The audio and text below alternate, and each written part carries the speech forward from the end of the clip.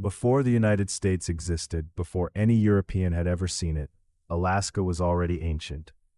It had been home to some of the most resilient, ingenious, and enduring peoples on the face of the earth for over 10,000 years. The first humans arrived in Alaska during the last ice age, crossing a vast land bridge connecting Asia and North America.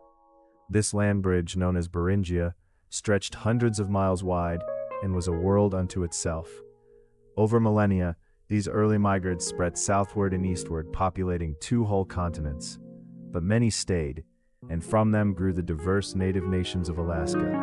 The Yupik people settled across the vast wetlands of western Alaska, building a culture centered on the sea and the salmon. The Inupiat thrived along the Arctic coast, hunting bowhead whales from skin boats called umiaks in freezing, churning waters. The Athabascan nation spread across the immense interior, following the caribou and reading the forest like a living map. Along the rugged southeastern coast, the Tlingit forged one of the most sophisticated cultures in the Western Hemisphere. Their towering totem poles were not merely art, they were libraries, recording family histories, clan rites, and spiritual stories. The Haida and Tsimshian also called this coastline home, masters of the sea and of breathtaking artistic tradition. The Aleutian people, known as Unangan, inhabited the long chain of islands stretching westward into the Pacific. Expert ocean navigators. These were not primitive societies. They were complex sovereign nations with rich languages, governance systems, and spiritual lives. For thousands of years, they adapted, survived, and flourished in one of the harshest environments on Earth. Then, from the west, came strangers with ships. In 1741, the Russian Empire launched one of the greatest exploratory voyages of the 18th century. Vitus Bering, a Danish navigator sailing under the Russian flag, commanded an expedition into the uncharted North Pacific. On July 16, 1741, his ship, the St. Peter, sighted the towering peaks of the Alaskan mainland for the first time. Bering never returned home. He died of scurvy on a desolate island now bearing his name. But his crew brought back something that would change Alaska forever: sea otter pelts. The furs were extraordinarily valuable in China, and Russian merchants called Promyshleniki flooded into Alaskan waters. They enslaved and terrorized the Unangan people, forcing them to hunt at gunpoint under brutal conditions.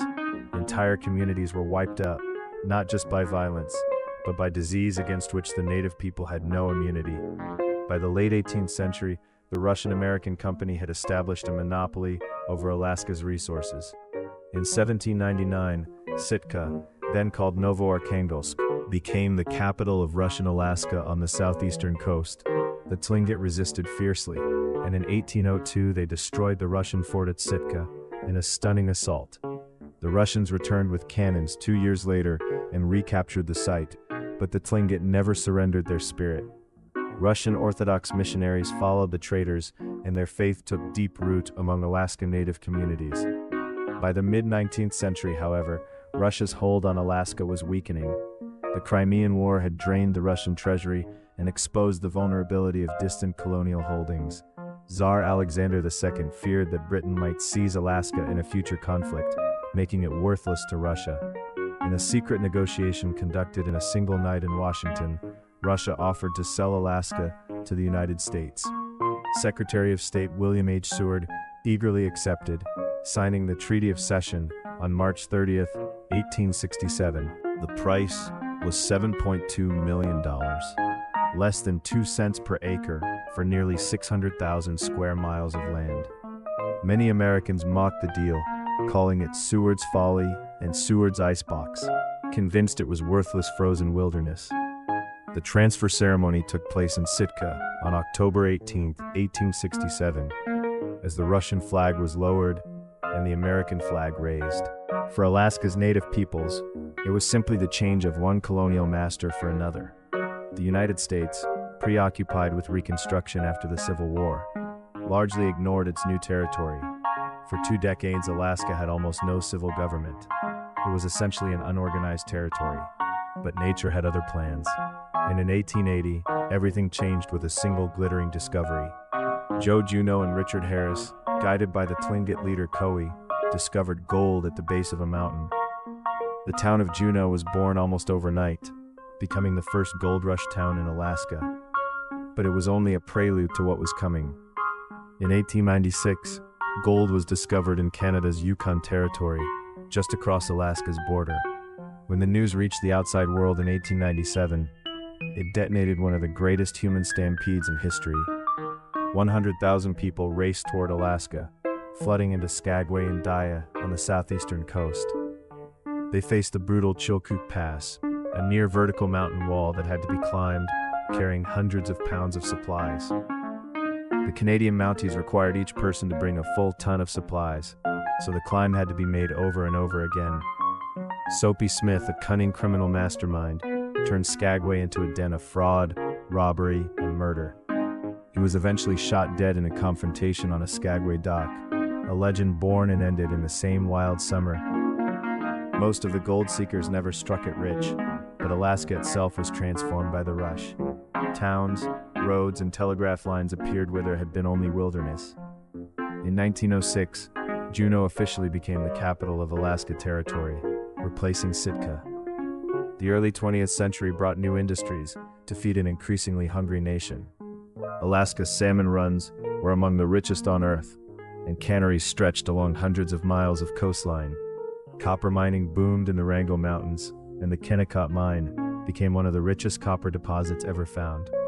The railroad pushed inland from Seward, reaching Fairbanks by 1923, when President Warren Harding drove the Golden Spike. Then came the Second World War, and Alaska was suddenly no longer remote. It was a front line. In June 1942, Japanese forces bombed Dutch Harbor and invaded the islands of Attu and Kiska in the Aleutian chain. It was the only occupation of American soil during World War II, and it sent shockwaves across the nation. The Battle of Attu in May 1943 was one of the bloodiest island fights of the Pacific War. Nearly all of the Japanese garrison, of 2,600 men, died rather than surrender, many in a final desperate banzai charge. The Aleutian Unangan people were evacuated by the U.S. government to internment camps in southeast Alaska, a dark, forgotten chapter. The military built the legendary Alaska Highway, 1,500 miles of road, punched through wilderness in under 9 months. After the war, Alaska's strategic importance as a Cold War outpost kept military investment and population growing. Alaskans had been pushing for statehood for decades, frustrated by their lack of representation in Congress. The fight was long and complicated. Fishing industry lobbyists, federal bureaucrats, and political opponents stood in the way. But Alaskans voted overwhelmingly for statehood in 1956, sending a powerful message to Washington. On January 3, 1959, President Dwight D. Eisenhower signed the proclamation making Alaska the 49th state of the Union. Alaska was the first new state in 47 years, and by far the largest in the nation, bigger than Texas, California, and Montana combined. Then, on Good Friday, March 27, 1964, the Earth itself unleashed something terrifying. The Great Alaska Earthquake struck with a magnitude of 9.2, the most powerful earthquake ever recorded in North American history. Anchorage's streets buckled and collapsed. Tsunamis destroyed coastal towns, and 139 people lost their lives. The quake reshaped coastlines, lifted some land areas by 30 feet, and dropped others into the sea. Alaska rebuilt, and within a decade, it would discover the resource that would redefine its future entirely. In 1968, geologists confirmed a massive oil field beneath Prudhoe Bay on Alaska's Arctic North Slope. It was the largest oil field ever found in North America, holding an estimated 10 billion barrels. But getting that oil to market required one of the greatest engineering feats of the 20th century. The Trans-Alaska Pipeline, 800 miles long, crossing 3 mountain ranges and hundreds of rivers, was built between 1974 and 1977. On June 20, 1977, oil began flowing south from Prudhoe Bay to the port of Valdez. The oil boom transformed Alaska's economy and created the Permanent Fund, a savings account that pays dividends to every Alaskan resident. Then on March 24, 1989, disaster struck the pristine waters of Prince William Sound. The Exxon Valdez oil tanker ran aground on Bligh Reef, spilling nearly 11 million gallons of crude oil. 11,000 miles of coastline were fouled, hundreds of thousands of animals died, and fishing communities were shattered. The disaster became a watershed moment in American environmental history, reshaping oil spill response laws permanently. In the decades since, Alaska has wrestled with enormous questions about its future. Climate change is warming the Arctic more than twice as fast as the rest of the planet, reshaping Alaska in real time. Ancient permafrost is thawing, destabilizing buildings and swallowing roads whole in remote native villages. Coastal communities like Shushmaref and Newtok are literally disappearing into the sea, forcing heartbreaking relocations. The Alaska Native people who have called this land home for 10 millennia are once again fighting for survival and sovereignty. Today, Alaska remains one of the most extraordinary places on the face of the earth. Its landscapes are almost incomprehensibly vast, glaciers the size of states, rivers that run for 1,000 miles. Denali, the highest peak in North America at 20,310 feet, watches over it all in silent, eternal grandeur. More than 229 federally recognized Alaska Native tribes maintain their languages, cultures, and claims on their ancestral lands.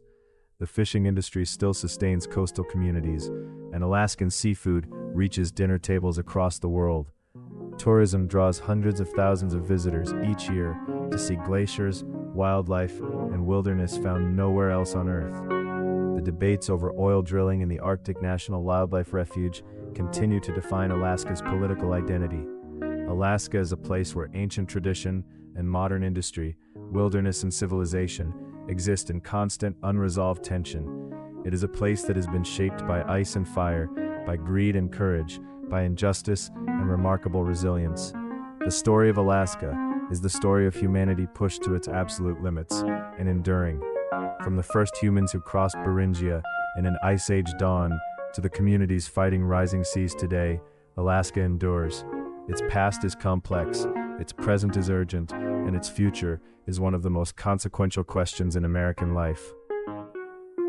If this history moved you, share it, because Alaska's story is still being written, and it belongs to all of us.